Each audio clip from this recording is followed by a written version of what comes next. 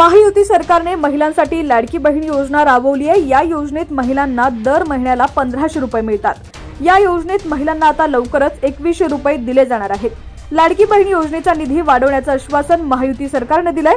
तर आता जानेवारी महिन्याला महिलांना 1500 रुपये मिळणार की 2100 रुपये याबाबत संभ्रम महिलांच्या मनात निर्माण झालाय।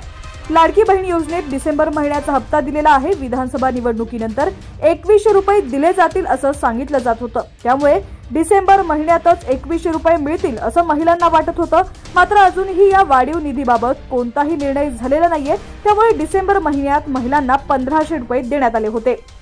दरम्यान आता महिलांना 2100 रुपये मिळणार का याबाबत महिलांच्या मनात प्रश्न निर्माण झालाय।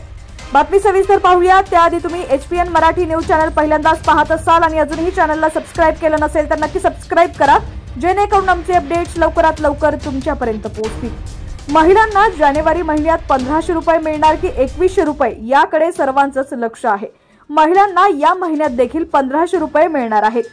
अर्थसंकल्पीय अधिवेशनानंतर महिलांना 2100 रुपयांचा हप्ता दिला जाईल अशी माहिती अदिती तटकरे यांनी दिली होती। त्यामुळे महिलांना या महिन्यात देखील 1500 रुपये मिळणार आहेत।